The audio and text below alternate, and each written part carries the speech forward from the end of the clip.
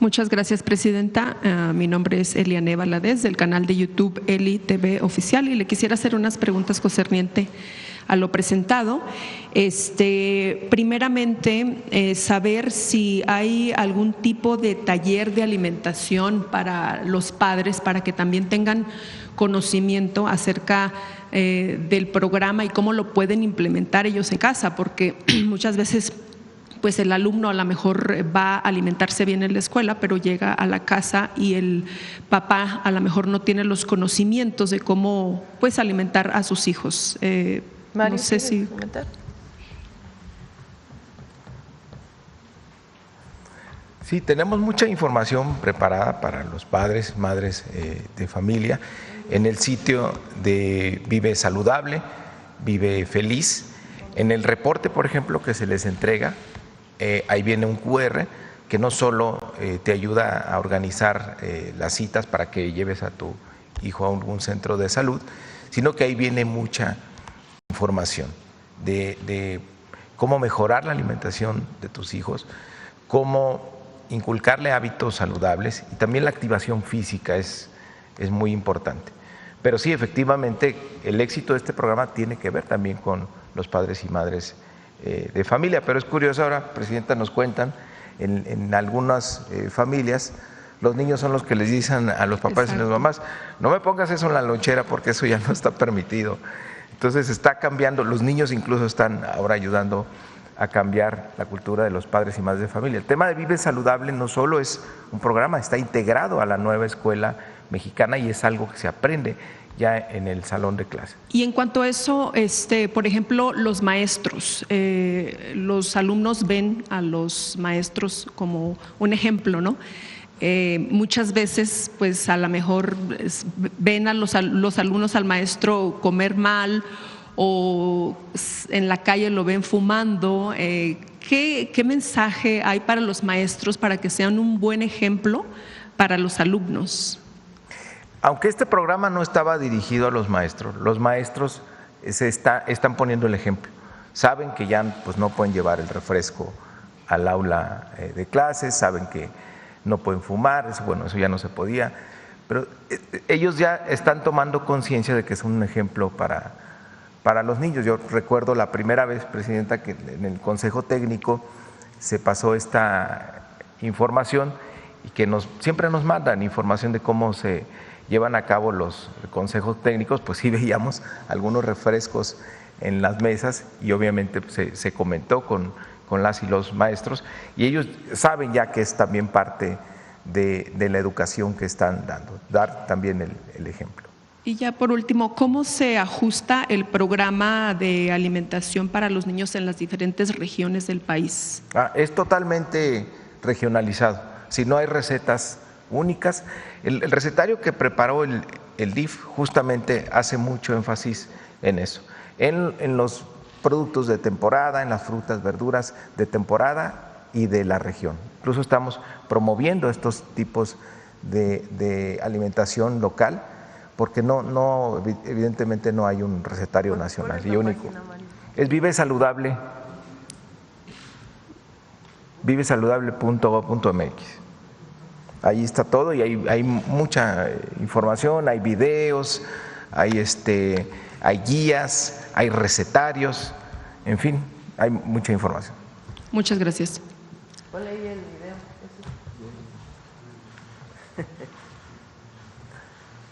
A ver si tiene sonido. Saludable. A partir de marzo de 2025, en las escuelas ya no habrá más comida chatarra. Ahora se consumirán alimentos más nutritivos y de temporada. Además, se fomentará la actividad física y el cuidado de la salud. Entre todas y todos formaremos una infancia más feliz y activa. Vive saludable, vive feliz. Gobierno de... Ahí vienen desde recetas, información, y se está alimentando permanentemente. Profeco también nos ayuda, por cierto. Sí. Muchas gracias, presidenta. Aquí vienen los platillos. Bueno, adelante. Muchas gracias, presidenta. Ya en otra pregunta, sería en cuanto a lo de Israel Vallarta. pues a su salida, ya que está libre, se ha generado mucho debate, especialmente en las redes sociales. Y pues muchos esperaban que el comentarista, el reportero, el periodista Loret de Mola, pues saliera a hablar, a explicar o a decir algo, ¿no? Y lo que hizo fue pues irse de vacaciones. ¿Cuál es su opinión acerca de esto? Que pues es una exigencia más que nada, ¿verdad?, de justicia del pueblo de México ante lo que pasó. Bueno, es importante aclarar porque esta persona, Israel Vallarta, que estuvo 20 años en la cárcel sin sentencia, una jueza, porque es importante, porque a veces la oposición, los adversarios defienden al Poder Judicial y a veces no, ¿verdad?, el actual. Una jueza, con sus propios criterios, decide liberarlo. Eso es importante porque no lo liberó ni la presidenta ni el gobierno de la República, sino fue una jueza que, de acuerdo a lo que he leído en los medios, porque no conozco la sentencia, lo que dice es que se aplicaron los mismos criterios que para Florence Cassés, que ya había sido liberada hacía tiempo, donde incluso intervino la Corte. Entonces, esto es lo que dice la jueza. Entonces, después de 20 años, esta persona, Israel Vallarta, sale y ha hecho declaraciones y ha estado en entrevistas en muchísimos medios de comunicación. ¿Qué fue lo que dijimos nosotros el viernes? No se nos puede olvidar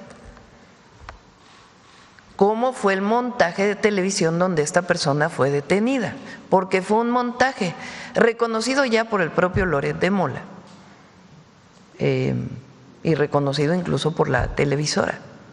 Fue un montaje articulado, pues, por lo menos, por un conductor de televisión, por Loret de Mola. Entonces, él ha hablado ya de este tema, además, en otras ocasiones, pero todos los jóvenes deberían verlo porque está en todas las redes sociales, el momento de la detención. Cárdenas Palomino está detenido por tortura de ese caso en particular. Entonces, ¿qué es lo que vale la pena? Más allá de incluso dije, respeto yo a la Fiscalía que tenía otras interpretaciones y otros casos. Lo que vale la pena es ver cómo se manejaba la justicia en aquellas épocas, en la época de Felipe Calderón y del renombrado, ultrarrenombrado secretario de Seguridad Pública de Felipe Calderón, hoy preso en Estados Unidos por sus vínculos con el narcotráfico, García Luna, que hizo un montaje en la televisión para supuestamente demostrar qué buenos eran ellos para atender la situación de secuestro. Que, por cierto, hay otros temas relacionados con el propio García Luna, vinculados con los temas de secuestro de aquella época, de los que se ha hablado poco. Entonces, es muy importante que se recuerde cómo era la situación en aquella época, donde ningún medio de comunicación, por cierto, en aquella época dijo nada. Ahora sí, todos entrevistan a Israel Vallarta, todos, porque todos lo están entrevistando. Pero en aquella época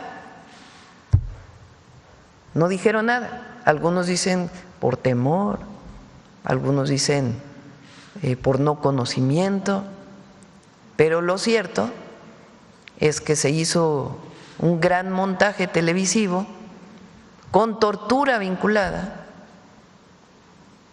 en aquella época. Y ahí está la foto ¿por qué no la pone? Cárdenas Palomino hoy preso, García Luna hoy preso, y el entonces presidente espurio, Felipe Calderón. Sí es espurio porque llegó con un fraude electoral, hay que decirlo con todas sus letras.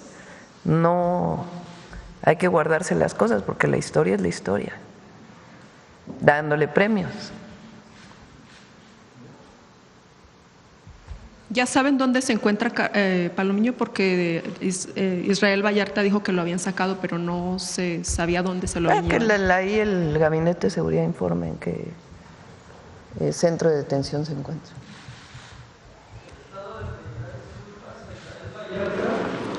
Lo dije el otro día, él tiene que en todo caso solicitar un proceso. Si él pidiera la ley es muy clara, pues tiene que evaluarse con respecto a la ley.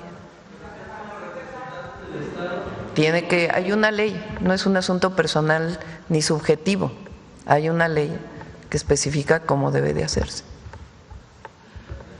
Aunque haya una ley, Presidenta, ¿usted estaría dispuesta a reunirse con él? Hay una ley primero. No, ¿para qué me voy a reunir? No. Lo que es importante es que se recuerde cómo fue esto. Porque ahora dicen que la elección al Poder Judicial es terrible. ¿Y qué pasó con 20 años sin sentencia? Y la situación en la que se da, más allá de la persona. Así es. Muy importante recordar aquella época.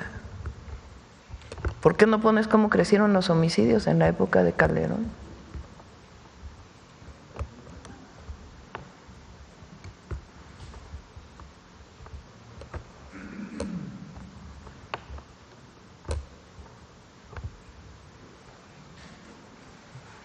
Se entra Calderón en 2007 con 8.867 homicidios. En el 2011, 27.213. 2012, 25.967. Y Peña lo deja con 36.685. Deben tener todavía más, ¿no? El 24 y el 25, debe haber otra gráfica. Muchas gracias, Presidenta.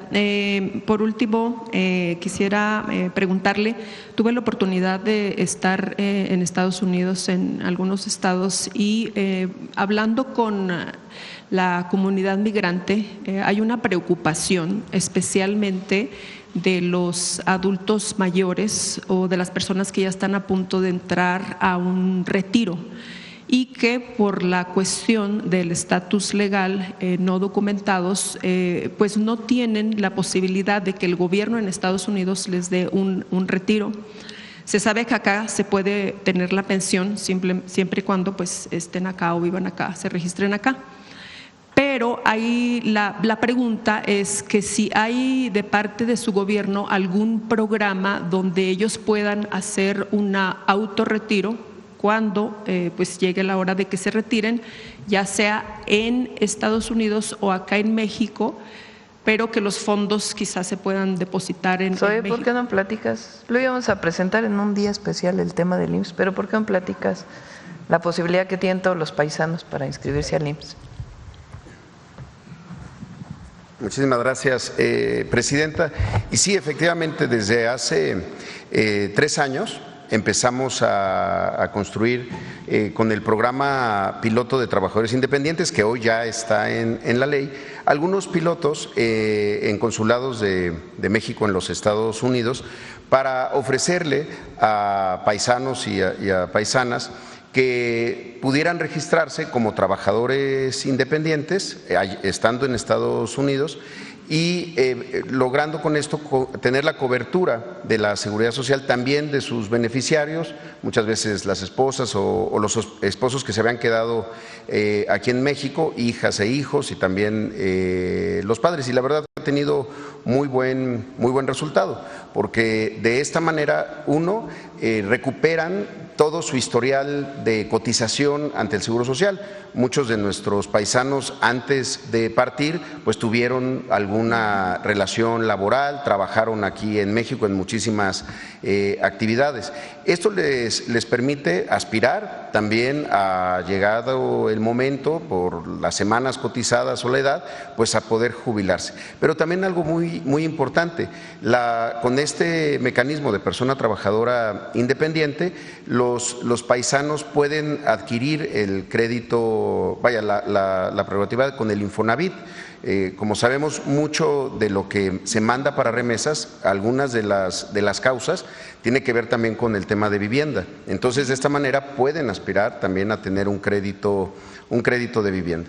El piloto tuvo mucho éxito, tenemos cerca de 15,000 personas ya registradas, 2,000 ya se han logrado incluso pensionar, estando ellos allá, pero también en muchos casos hay quienes quieren regresar a nuestro país ya en edad un poco más avanzada, y esto les permitirá tener toda la cobertura de aseguramiento, la parte de atención médica, pero también la pensión. Entonces, la verdad que es un buen modelo y que también les permite a ellos mantener ese vínculo con sus familiares que se quedan en México y pensar que en un eventual retorno que pues sea de mucho mejor manera, más digna a la hora del retiro. ¿Crecerá más allá de ser un programa piloto? No, ya no es piloto, digamos, ya está en la ley del Seguro Social el mecanismo de registro como persona trabajadora independiente.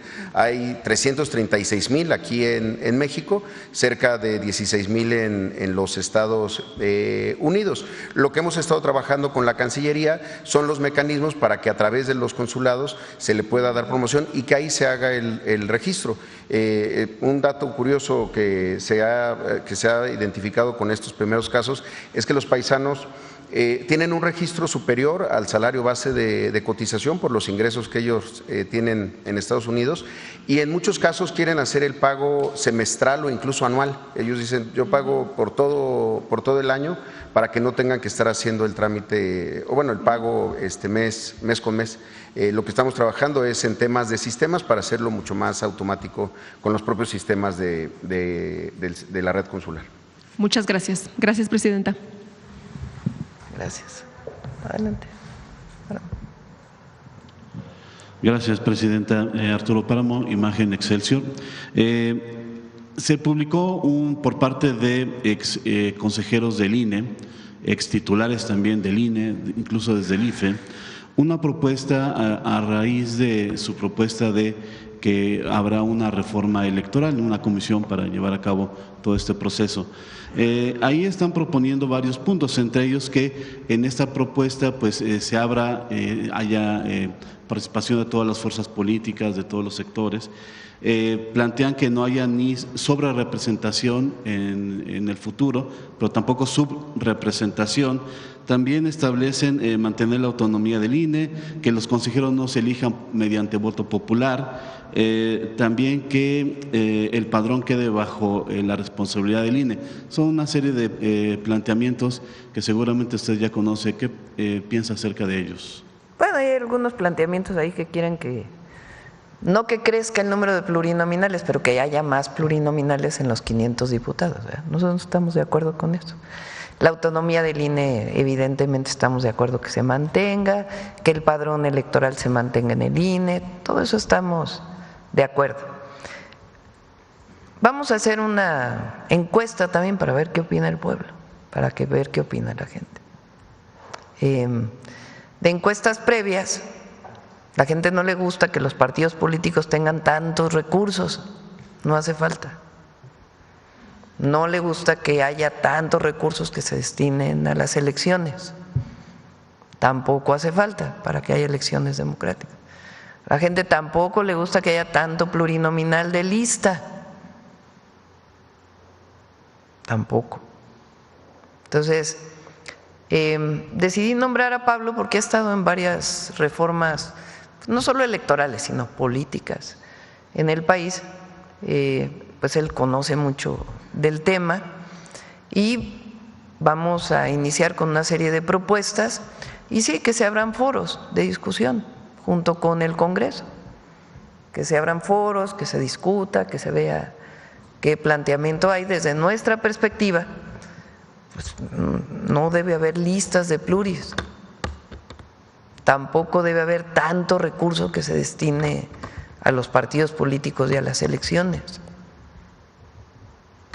que se reconozca la democracia también como el reconocimiento de las mayorías, porque finalmente eso dice la Constitución. Y así ha sido en la historia de México. Entonces va a haber foros. Pablo va a construir una serie de lineamientos, de propuestas, y después, junto con el Congreso, pues que haya foros de discusión y pues un planteamiento final, y de ahí pues ya la propuesta formal para modificar, si es el caso, la Constitución y las leyes. Presidenta, también la figura de Pablo Gómez generó polémica en varios sectores. No se le ve como un garante de que este proceso vaya bien encauzado. No, pues sí, hay algunos que no les gusta, pues sí. Ellos hubieran querido que nombráramos a lo mejor a, ¿cómo se llama el del fraude electoral del 2006? Ugalde, que anda ahí escribiendo y es muy reconocido por algunos sectores, el culpable, el responsable del fraude electoral del 2006, o algún panista o algún priista.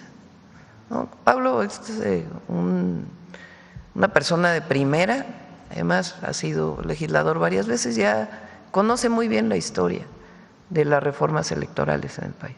Presidenta, ¿quién sustituye a Pablo Gómez en la Unidad de Inteligencia Financiera? Omar Reyes, lo vamos a… hoy sale su semblanza, su biografía, y tiene que pasar por la comisión permanente para su aprobación. Es un hombre vinculado, un hombre muy inteligente, ahora estaba en el área de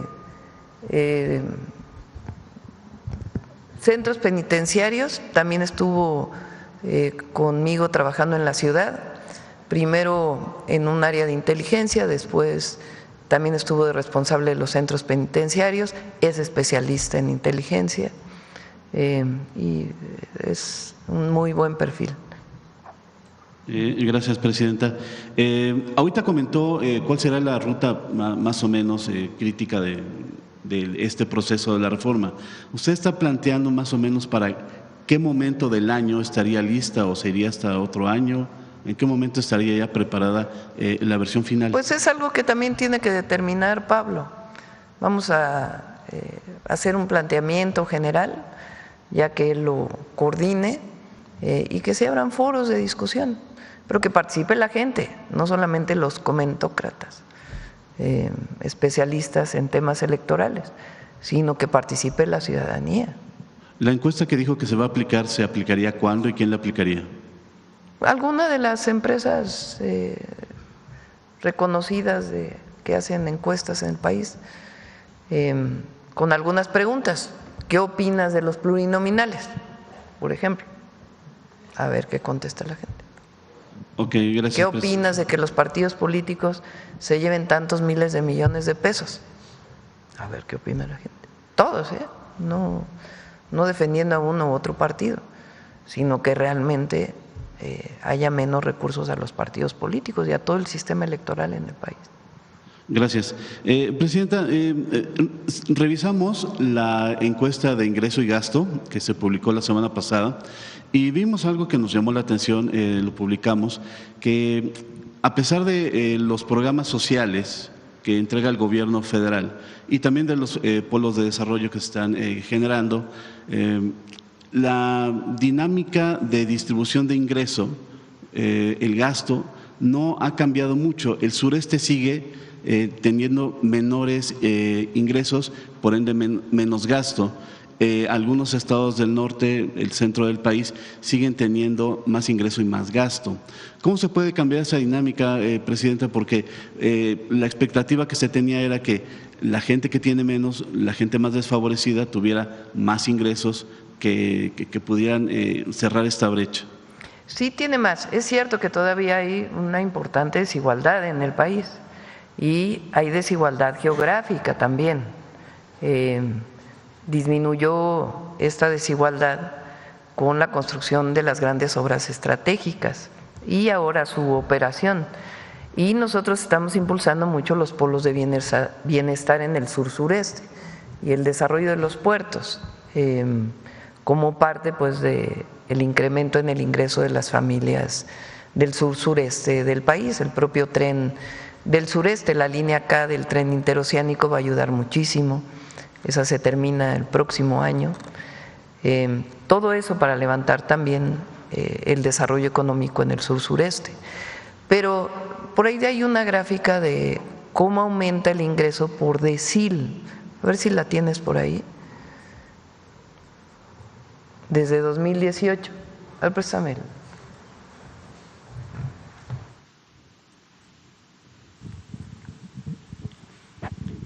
La encuesta ingreso-gasto de los hogares es una encuesta muy amplia que se realiza a un número muy importante de familias en el país y se hace cada 2 años. Entonces hay una línea, particularmente desde desde principios del siglo XXI, pero particularmente desde 2016 ya es representativa para muchos lugares del país. Antes era solamente representativa a nivel nacional, ahora ya hay representatividad de los estados. Entonces, lo que dice la encuesta ingreso-gasto es cuánto ha aumentado el ingreso de las familias. Ingreso visto como un ingreso general, puede ser ingreso monetario, pero también puede ser ingreso por algunas otras apoyos, puede ser ingreso directamente por salario o también por los programas de bienestar que da el Gobierno de México o apoyos familiares o remesas que también son contabilizadas en la encuesta ingreso-gasto de los hogares. Si comparamos el 2018 con el 2024, que es la encuesta ingreso-gasto de los hogares que acaba de salir, lo que dice es que el total de las familias mexicanas incrementaron su ingreso en promedio 15.7%, en promedio. Pero ¿qué hace la encuesta ingreso-gasto? Separa a todas las familias mexicanas en conjuntos de 10, esos se llaman deciles. Esos conjuntos de 10 son los que menos ganan hasta los que más ganan, los que tienen menores ingresos a los que tienen mayores ingresos. El decil 1, pues es las familias más pobres del país, los que reciben menos ingreso. El decil 10 son las familias que tienen más ingresos. Entonces aquí lo que vemos es que el decil 1, o sea, las familias más pobres del país, su ingreso entre 2018 y 2024 aumentó 35.9%, mientras que las familias que más ganan, el decil 10, su ingreso aumentó 4.2%. ¿Esto qué significa? Pues si aumenta más el ingreso del que menos tiene que el que más tiene, pues se reducen las desigualdades. Entonces, esto es algo muy importante, porque aquí sí es por el bien de todos, primero los pobres, porque por ingreso, ya sea por salario o por programas de bienestar o por algunas otras apoyos que tienen de familiares, de ingresos de las familias, el decil 1 se incrementó 35.9% frente al decil 10. ¿Qué pasaba antes en el periodo neoliberal? Pues no había un incremento en los ingresos de las familias de este tipo, que mientras menos tienes, mayor incremento en el ingreso, sino era más o menos parejo. De tal manera que la diferencia entre el más pobre o las familias más pobres, el 10% más pobre frente al 10% más rico, en el periodo de Calderón esa diferencia era de 38, ahora es de 14, es decir, hay distribución de la riqueza. Entonces eso es un resultado muy importante. Evidentemente en la parte geográfica todavía hay que trabajar más para que Chiapas, Oaxaca, Tabasco pues tengan mayores ingresos, de tal manera que se permita pues una reducción de la desigualdad entre los estados del norte y los estados del sur-sureste. Gracias. Por último, Presidenta, también se informó por parte de la Secretaría de Seguridad Ciudadana que se va a tener un reporte cada 15 días de la situación en Sinaloa. ¿Qué se ha dicho en el Gabinete de Seguridad en la mañana? ¿Cómo va la situación en Sinaloa? La percepción es que la violencia continúa, pero los indicadores de homicidios, ¿cómo van, Presidente? Va disminuyendo el número de homicidios en Sinaloa. Había habido una disminución, después hubo un incremento y ahora nuevamente va disminuyendo. Es de hacer notar, por ejemplo, que en la encuesta del INEGI que acaba de salir de percepción de inseguridad, por ejemplo, en el caso de Mazatlán, disminuye muchísimo la percepción de inseguridad. En el caso de Culiacán aumenta. Poco respecto al trimestre anterior, pero aumenta en Culiacán y en cambio en Mazatlán la gente se siente más segura, de acuerdo con la encuesta del INEGI.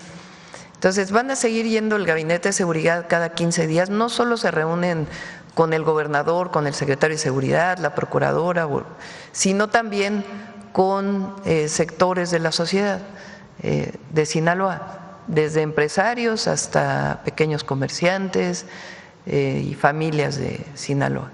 Y se está trabajando en el fortalecimiento, desde el fortalecimiento de la Policía Estatal y municipales hasta la presencia de la Guardia de la Defensa y la Marina.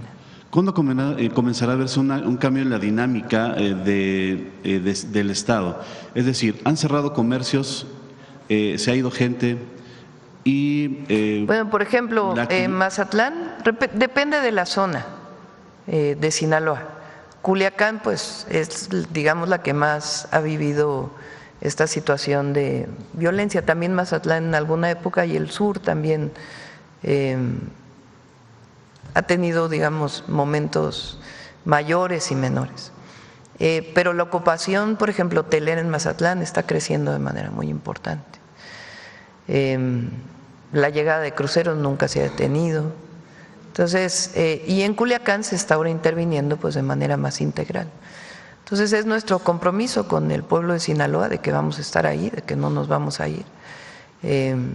Y van a estar yendo cada 15 días el Gabinete de Seguridad para seguir apoyando y hablando con todos los sectores, escuchando qué necesidades, qué problemáticas, porque no solo son homicidios, hubo un momento de un incremento en robo de vehículo con violencia, eso ya también va disminuyendo. Extorsión también y me refería a la dinámica es recuperar la actividad económica, recuperar… Repito, depende de la parte de Sinaloa. Hay regiones que ya están recuperando de manera importante su actividad y otras que todavía nos falta y vamos a seguir trabajando. Gracias. Sí. A ver, ahora por acá de este lado. A ver, la compañera que no ha preguntado desde hace rato anda. Gracias, Presidenta. Buenos días. Judith Sánchez Reyes de Perspectivas MX y Grupo Milet. Presidenta, ya inició el 10º mes de su administración y hasta el momento no ha habido registro, al menos en el Diario Oficial de la Federación, nada sobre lo que será su política de comunicación a lo largo de él.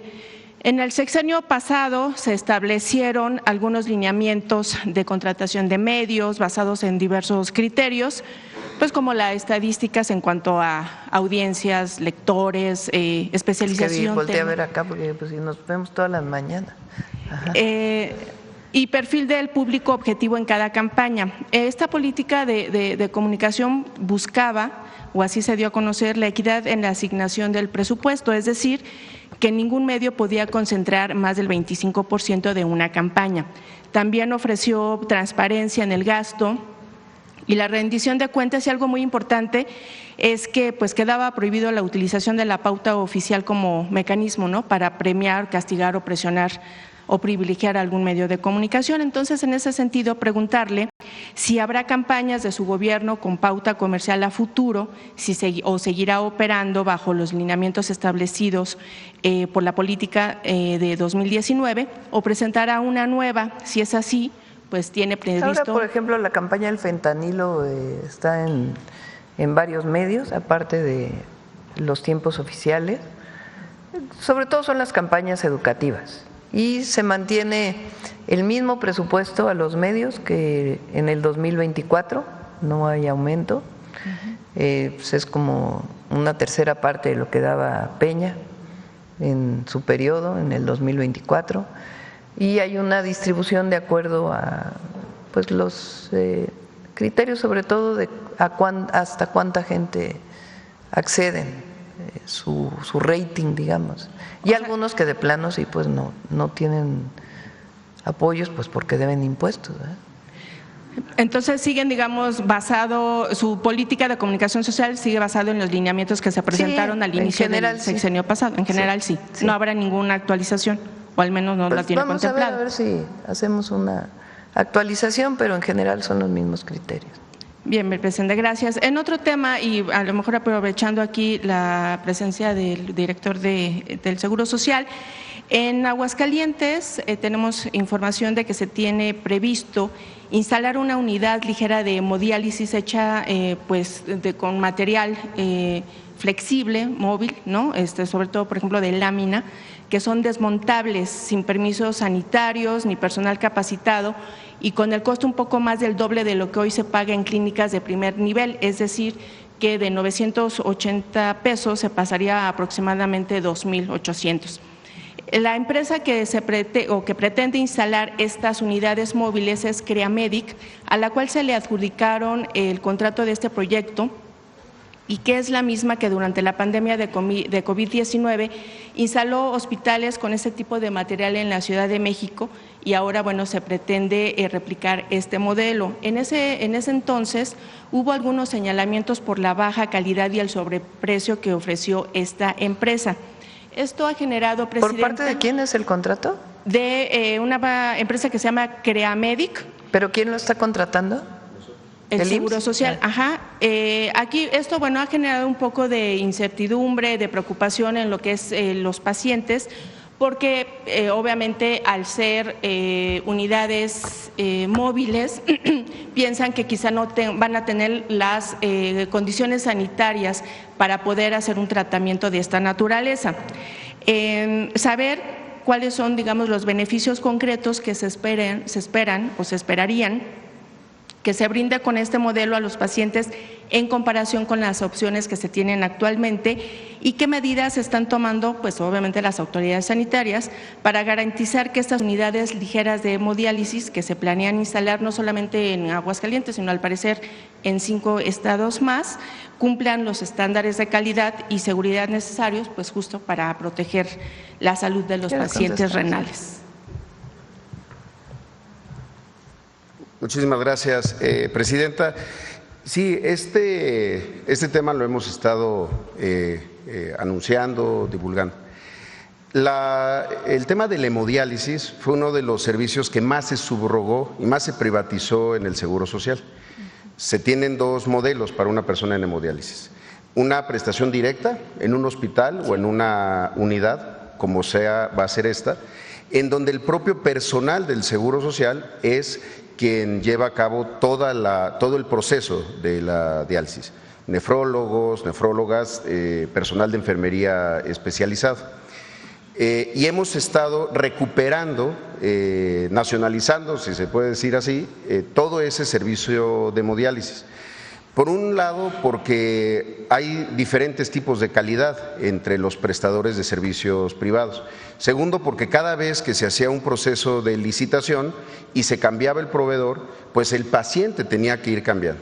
Lo primero que hay que decir es que es una unidad que se licitó. Segundo, que va a ser operada por el IMSS, a diferencia de lo que ocurre hoy en Aguascalientes, que es operada por un prestador de servicios privados, pues que desde luego debe de estar preocupado porque se terminará su contrato.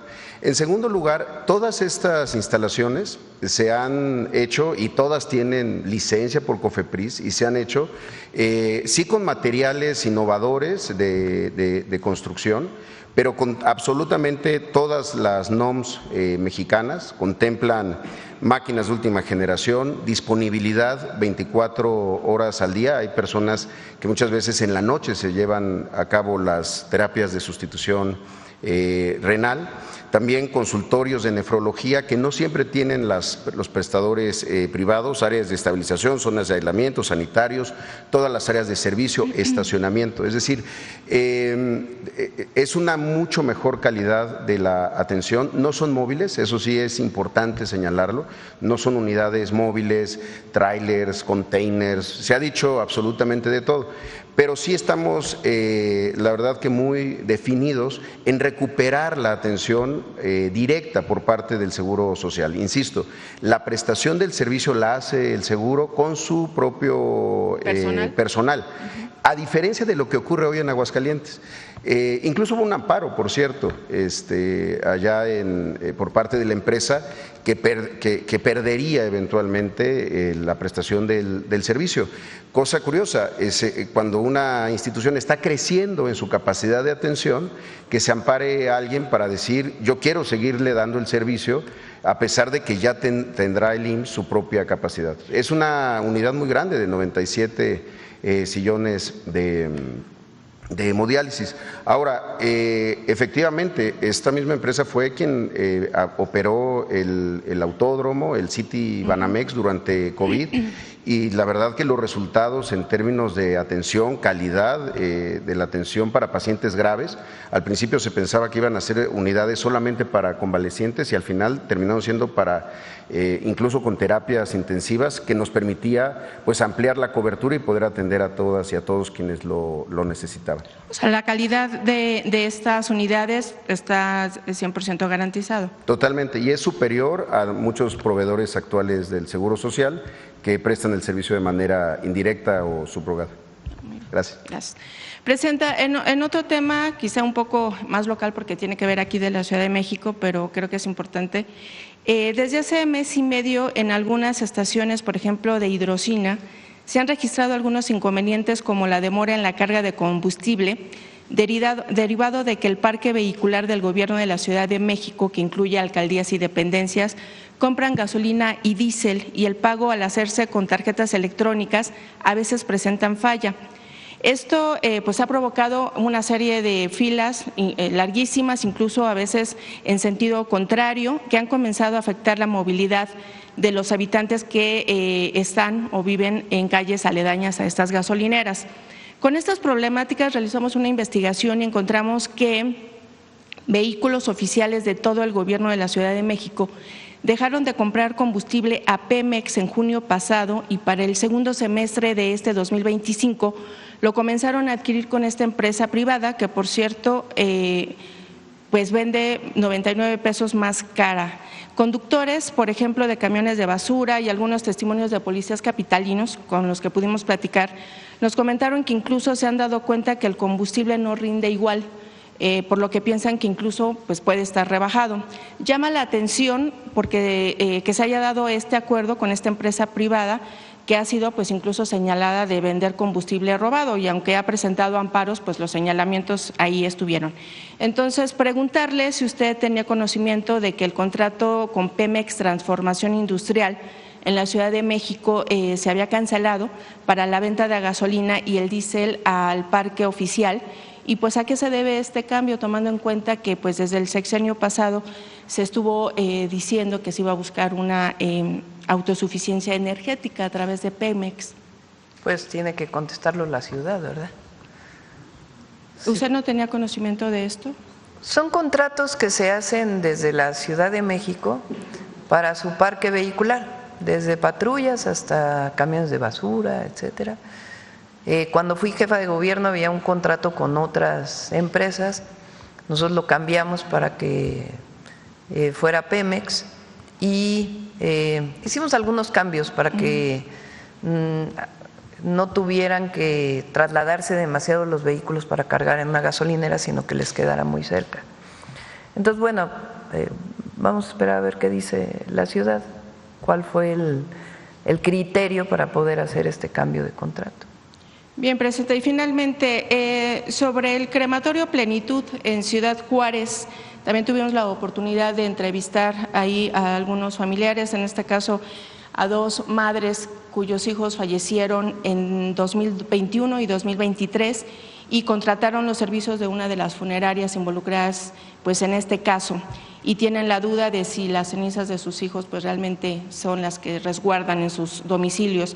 Ellas, al igual que familiares de los 390 víctimas de este crematorio, solicitaron a la Federación que a través de la Fiscalía General de la República se pudiera traer este caso justamente para dar celeridad en la identificación de los cuerpos, el cual pues obviamente está siendo muy lento, a más o menos 1 mes y medio de este hallazgo, apenas van una veintena de ellos y bueno, pues tienen en la zozobra, ¿no?, a los familiares. En ese sentido, Presidenta, también preguntarle si en las reuniones de gabinete se ha dado a conocer las razones del por qué no se llevó a cabo la incineración de estos cuerpos en su momento, que han dado como resultados estas investigaciones, y también preguntarle si usted tiene previsto reunirse con las familias de las víctimas.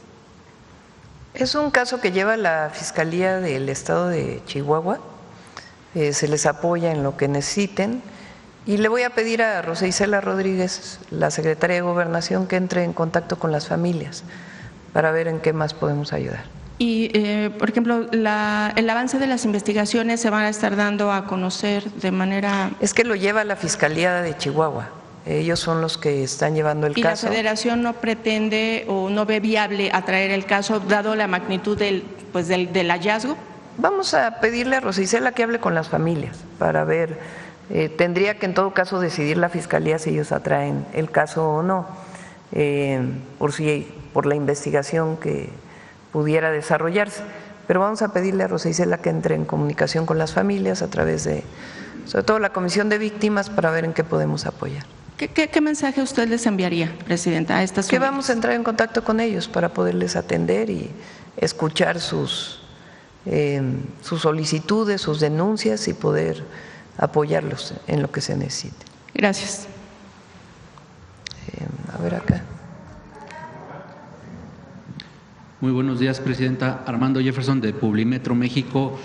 Preguntarle un poco sobre, este fin de semana se dio a conocer la detención en Estados Unidos de Sandra Lucía Telles, una de las copropietarias de la guardería ABC, y ya en estos días pues los padres han solicitado la intervención del gobierno mexicano para solicitar la extradición.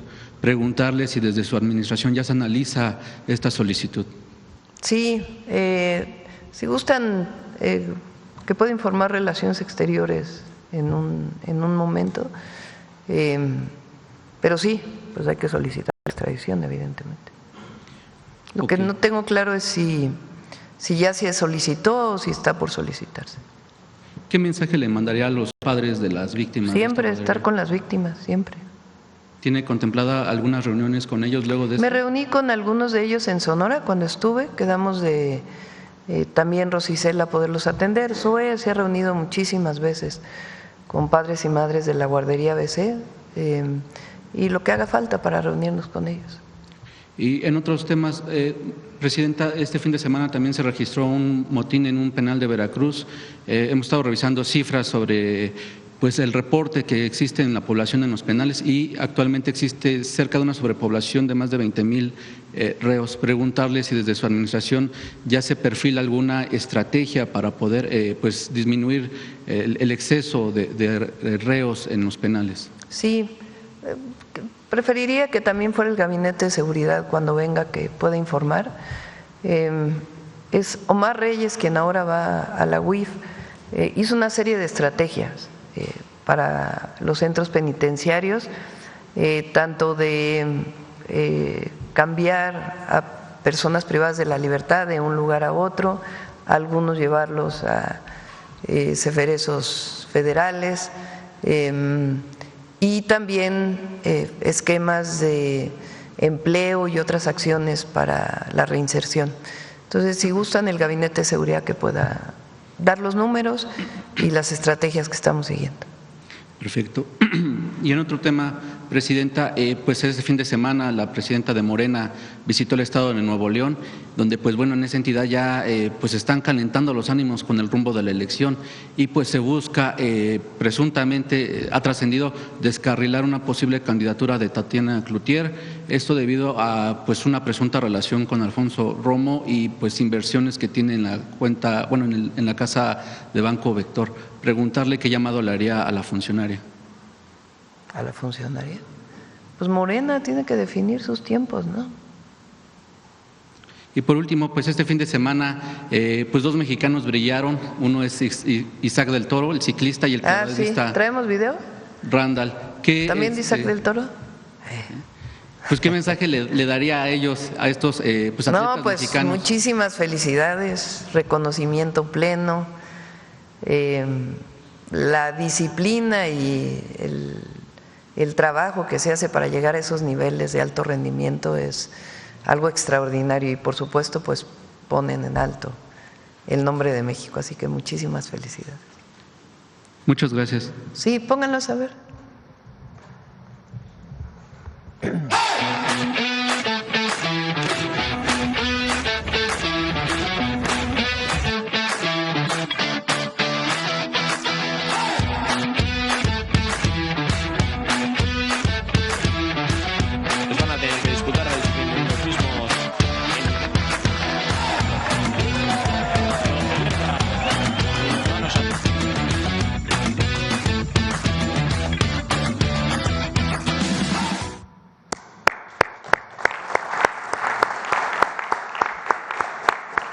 Vamos con la última pregunta y a ver, ¿quieren Guanajuato y luego acá? Vamos, y luego mañana vamos acá con Reforma, si te parece.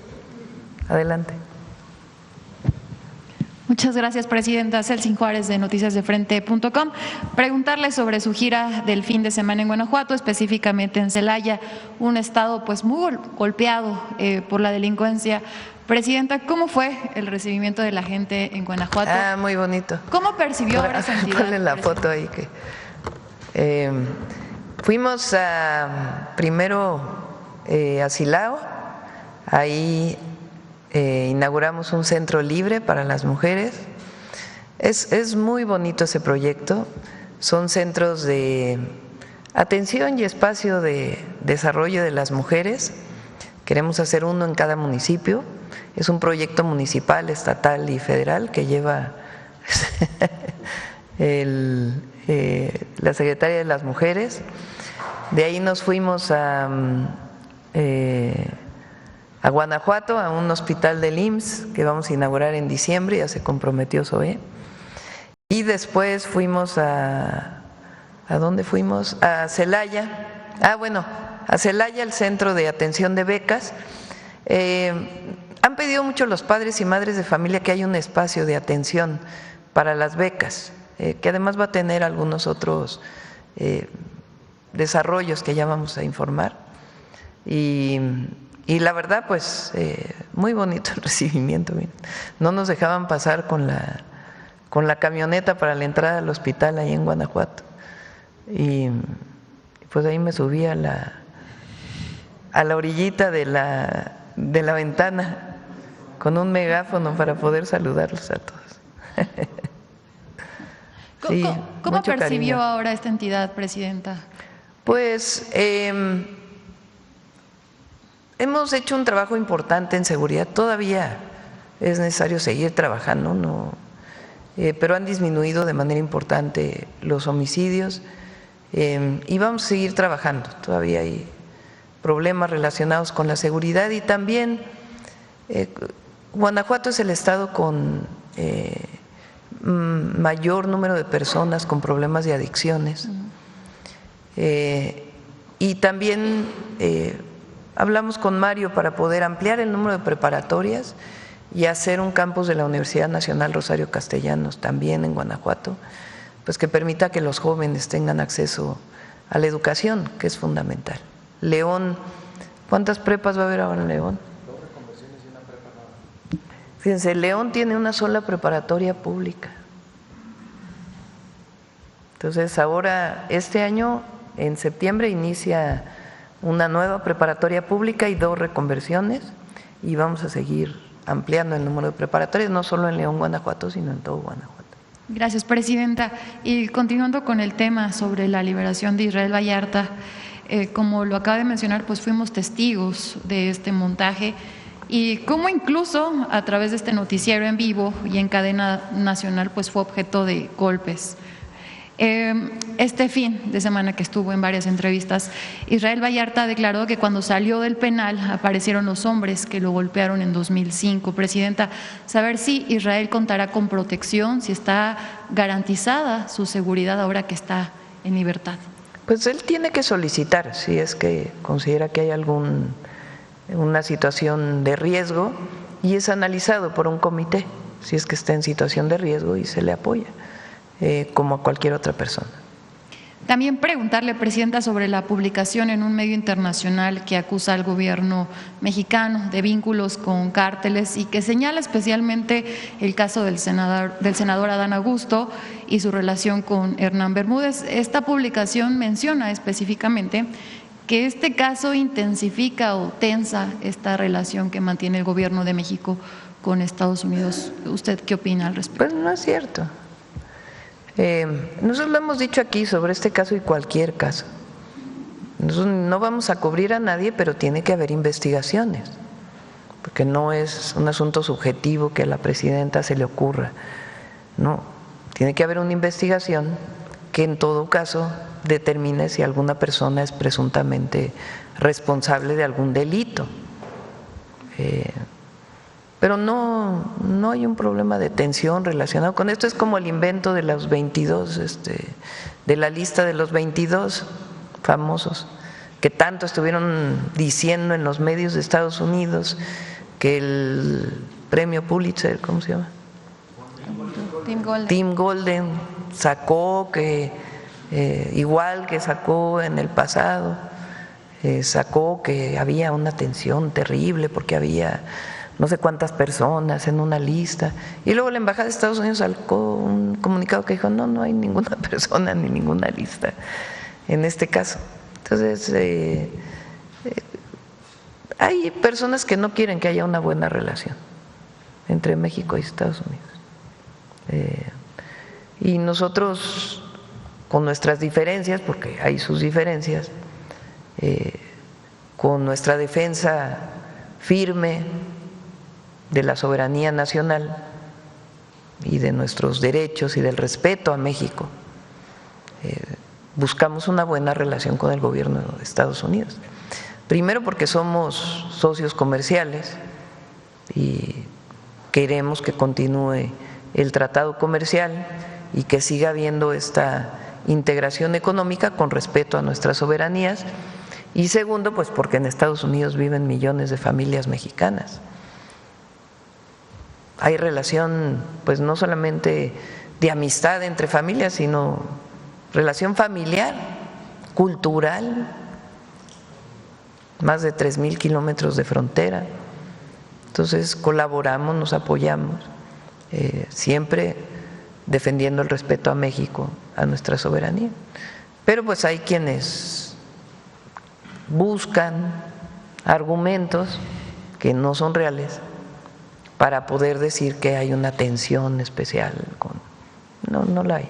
De hecho, hay prácticamente, como lo he mencionado, un acuerdo prácticamente por firmar en temas de seguridad, donde los principios son muy claros en el acuerdo de seguridad: respeto a la soberanía, confianza mutua, respeto territorial. Entonces, y en esa perspectiva, pues la colaboración y la coordinación que tiene que haber. Gracias, presidenta. Ya por último, el viernes se conmemoraron 35 años de la creación del Cuerpo de Fuerzas Especiales del Ejército Mexicano. Tuvimos la oportunidad, junto con otros medios, de observar y ser testigos del entrenamiento que tienen especializado, pues para llevar a cabo operaciones especiales para el resguardo de la seguridad nacional. Presidenta, como primera comandanta suprema de las Fuerzas Armadas, ¿qué mensaje le daría a la tropa, a estas fuerzas especiales que se encargan de tareas específicas? Nuestra admiración, nuestro reconocimiento siempre. el Ejército Mexicano, la Defensa, la Secretaría de la Defensa Nacional, porque la Secretaría tiene a su cargo la Guardia Nacional, el Ejército, la Fuerza Aérea y las tareas de ingenieros, de los ingenieros militares, que hacen de esta institución una institución muy completa. Y a los miembros del Ejército, hombres y mujeres, cuando una persona decide, toma una decisión de ser parte de las Fuerzas Armadas, Defensa o Marina, es una decisión, primero, muy valiente. Habla de una persona valiente, de convicciones y de mucho amor a la patria.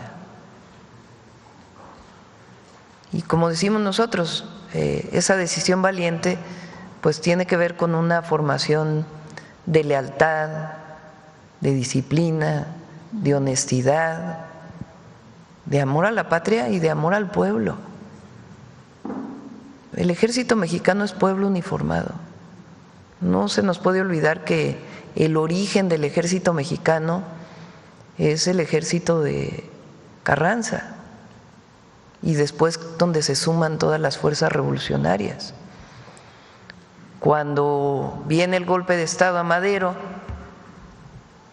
el único gobernador que decide ir contra Victoriano Huerta y convoca a las fuerzas de su estado de Coahuila es Venustiano Carranza. Un golpe de Estado, por cierto, promovido en una buena parte por el embajador de Estados Unidos en México en aquella época. Ahí surge el Ejército Mexicano. Por supuesto, tiene un antecedente previo a la Revolución Mexicana. Entonces, no es un ejército que venga de las élites como otros ejércitos en América Latina o en el mundo. Viene de una revolución social. Y eso le da una visión al Ejército Mexicano muy especial. Y ha tenido periodos relacionados con decisiones que ha tomado el comandante supremo, como lo dijimos en el caso del 2 de octubre del 68. La decisión no fue de un general, la decisión fue de Díaz Ordaz. Nosotros nunca vamos a tomar una decisión así, pero el pueblo de México debe estar muy orgulloso de su ejército y nosotros pues muy orgullosos también, y de sus familias, porque es una decisión familiar. Las familias viven de manera difícil cuando tienen un elemento, a un familiar en las Fuerzas Armadas, hombre, mujer. Entonces, nuestro reconocimiento a ellos y a sus familias. Muchas gracias, presidente. Y a ellas. Bueno, la última acá. Ya, mañana. No me levanto, Presidenta. Recuérdame mañana. Para no estorbarles atrás. Buenos días. Carlos Domínguez, de Nación 14. Presidenta, este fin de semana en Tamaulipas se inauguró el Puerto del Norte en Matamoros. Sí. ¿Alguna opinión al respecto? Un videíto tenemos. Américo Villarreal ha hecho un gran trabajo ahí en Tamaulipas y entre otros es el desarrollo, porque es un puerto estatal. Él pidió el permiso, es un puerto estatal, él lo ha desarrollado con empresas privadas y ayer llegó el primer buque con coches, con vehículos. Por ahí nos mandó Américo el videíto, a ver si…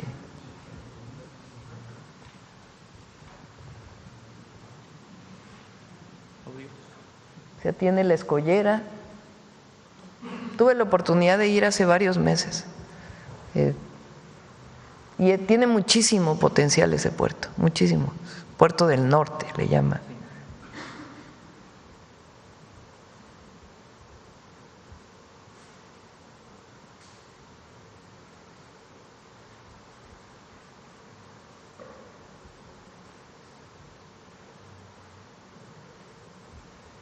Uy, no se ve cómo van bajando los coches. Bueno, mañana lo ponemos completo. Pero es un puerto muy importante. Tiene que ampliarse la carretera para acceder al puerto de Matamoros, pero tiene un potencial enorme.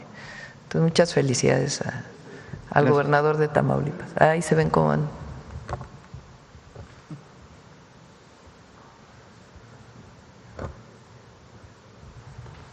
está. Gracias, Presidenta. En otro tema más local del Estado de México, Presidenta, se vive actualmente por las lluvias una situación muy complicada en algunos municipios por lo atípico que han sido estas lluvias y el desgaste y los baches pues son la constante hoy en día, y aunque pues en algunos municipios la cosa está mejor que otros, en los donde sí hay problemas, pues es bastante pues se ve, se siente cuando circulan los vehículos. El caso más puntual por la relevancia y por la población Toluca, donde ya tras el abandono de casi 90 años de estos grupos priistas que gobernaron este municipio, pues ahora lo usan contra las actuales autoridades, tanto locales, municipales como estatales, culpándolos porque pues no hay esfuerzo humano que alcance por la cantidad de lluvia y desgastes que se vive actualmente en la capital mexiquense, Presidenta, donde las lluvias han agravado, aunado al abandono que se vivió por muchos años y que pues no se dan abasto actualmente las autoridades pese al enorme esfuerzo que están realizando. Usted aquí hace unas semanas anunció el programa para el apoyo a los municipios del oriente del Estado de México con trenes de pavimentación, Presidenta.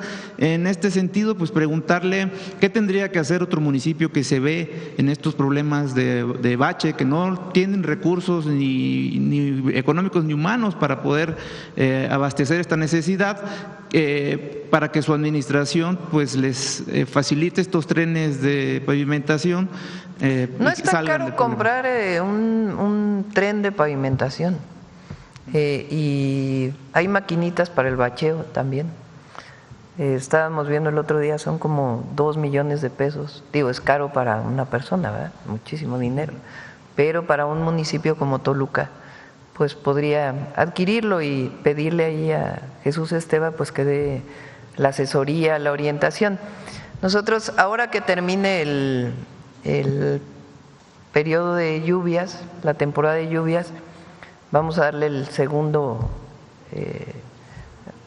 banderazo de salida al programa Bachetón, y la idea es sumar a estados y municipios a que también pues hagan su parte. Entonces, pues ahí no alcanza, digamos, al gobierno federal para bachear todo el país. Nos tocan las carreteras federales y ahí donde se puede apoyar, apoyamos. En particular estamos apoyando al oriente del Estado de México porque históricamente ha sido la zona de mayor pobreza urbana del país. Entonces, por eso estamos apoyando a los municipios del oriente, pero se puede hacer pues un programa nacional donde cada quien ponga su parte. Entonces se le puede dar asesoría al municipio de Toluca y a otros municipios. Solo como dato, Presidente, hemos documentado, me doy mis vueltas muy seguido por allá y sí, un día ves a las cuadrillas trabajando y a la siguiente semana pues ya está igual o peor porque llueve mucho, ha estado lloviendo mucho y es pues atípico, así lo califican. Sí, pero ahora. Terminando el periodo de lluvias pues sí, que hagan su programa Bachetón. Entonces, a la población toluqueña, Presidenta, ¿contarán con el apoyo de su gobierno, su administración? Pues sí, pero vamos a apoyar en todos lados, pero sí es un problema tiene grave. que haber una parte, hay muchos municipios igual, entonces tiene que haber una parte del municipio, presidente, presidenta municipal, del Estado y de la Federación. Un proyecto integral donde cada quien ponga su parte. Gracias, Presidenta. En otro tema, la semana pasada, Presidenta, el 31 de agosto para ser puntuales, del mes pasado, de julio, en una de las colonias, 2 colonias, las más exclusivas de San Luis Potosí, pues de nombre Club de Golf La Loma y Las Lomas, se llevó a cabo por parte de autoridades federales el cateo de 2 propiedades de muy alto valor económico de un empresario, Francisco N., quien es bastante conocido en la entidad por ser dueño de 3 empresas que le prestan o le venden servicios y productos al gobierno estatal.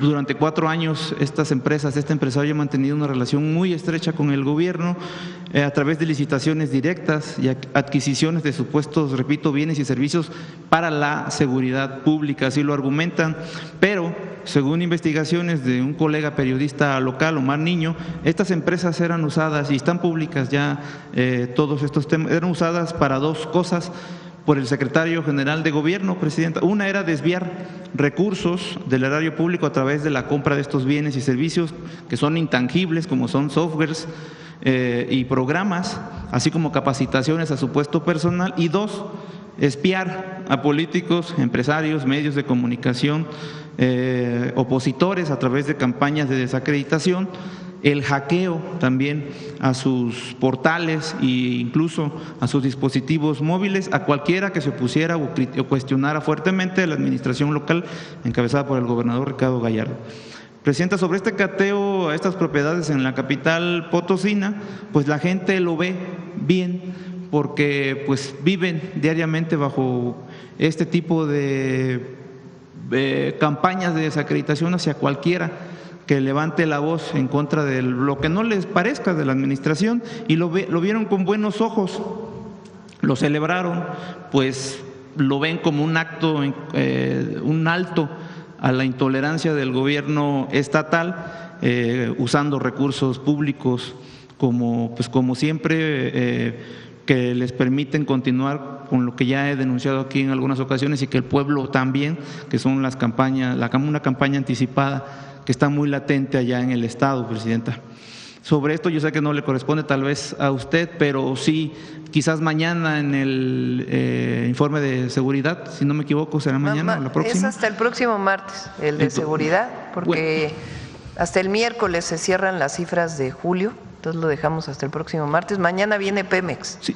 Bueno, solamente a ver si es posible informar sobre a qué se derivó que informe el gabinete. Y dejar ahí las preguntas, Presidente, si me permite, porque pues hay mucha expectación sobre esto. ¿Por qué no se coadyuvó, se le avisó al gobierno estatal cuando las casas que se iban a catear pues son de empresas que les venden servicios al gobierno del Estado?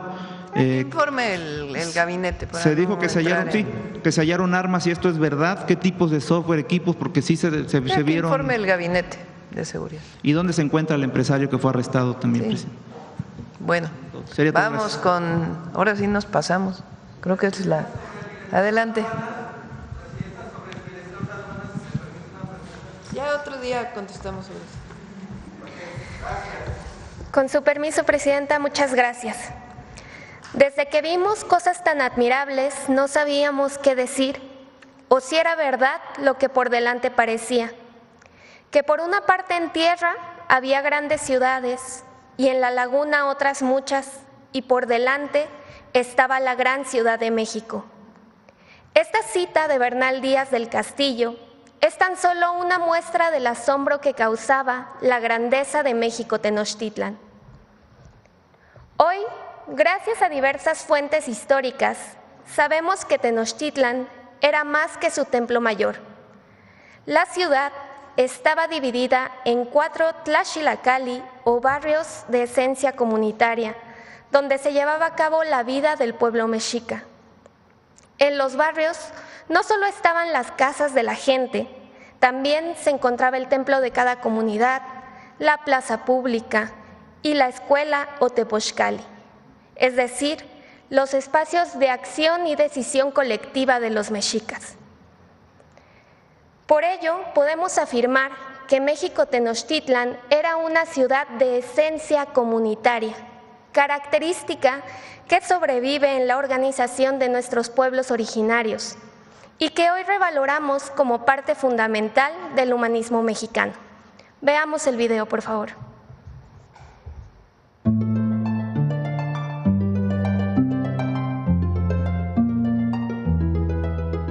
México es una sociedad multicultural y plurilingüística que tiene en sus pueblos originarios, en su cultura y tradiciones que persisten hasta hoy, una de sus mayores fortalezas.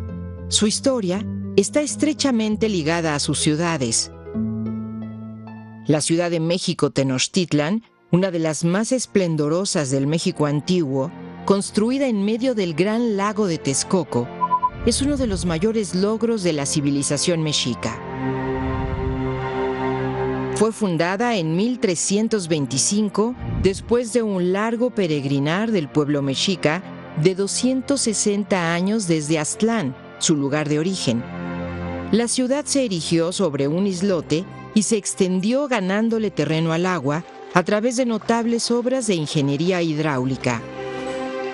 En el centro de la ciudad estaba el Templo Mayor, o Gran Teocalli, y un conjunto de palacios y espacios públicos en donde se realizaban las principales actividades religiosas, políticas y administrativas. Ese gran centro ceremonial era el núcleo del que partían 4 calzadas que comunicaban a la ciudad con la tierra firme. Hacia el sur, la de Iztapalapa, que la conectaba con los pueblos de Coyoacán, Xochimilco e Iztapalapa. Hacia el poniente, la de Tacuba. Al norte, la de Tepeyac. Al oriente, otra calzada conectaba con la zona de embarcaderos que se dirigían principalmente a Texcoco. Alrededor del gran centro ceremonial, la población mexica vivía en 4 barrios o Tlaxilacalli, islotes separados por las 4 calzadas descritas. Al nororiente estaba Atzacoalco, lugar de las hormigas, relacionado con el Mictlán, región de los muertos y la oscuridad. Al suroriente, Teopan, lugar de los dioses, donde nacía el sol, relacionado con el dios Huitzilopochtli y donde se encontraba el Templo Mayor y el centro ceremonial principal de la ciudad. Al surponiente, Moyotlán, lugar de los montículos de agua o lugar de los mosquitos, relacionado con la diosa Chalchiutlicue, con el agua y el ocaso. Al norponiente, Cuepopan, junto al camino, donde se desarrollaba la mayor parte del comercio y que se conectaba con la ciudad gemela de Tlatelolco, que formaba una unidad política, religiosa y comercial con Tenochtitlan. Estos 4 Tlaxilacalli estaban habitados por familias extensas que provenían de un mismo linaje y que tenían un fuerte vínculo comunitario. Había cerca de 60 comunidades familiares organizadas en calpulis en esos 4 barrios de la gran ciudad. Poseían y trabajaban la tierra en común. Se dedicaban normalmente al mismo oficio. Organizaban sus ceremonias religiosas en honor de sus dioses patronos y tomaban colectivamente las decisiones sobre la guerra, los desastres naturales y la política. Dentro de cada barrio había un templo central, o teocalli, casas y espacios públicos para las actividades colectivas, religiosas y civiles. México Tenochtitlan, la ciudad sagrada mexica, la capital más importante de Mesoamérica en el siglo XV y comienzos del XVI, centro político y militar dominante, fue símbolo de esplendor y grandeza. Su historia, la de los hombres y mujeres que la habitaron y que la siguen habitando, es parte fundamental de la herencia de la que se nutre el humanismo mexicano.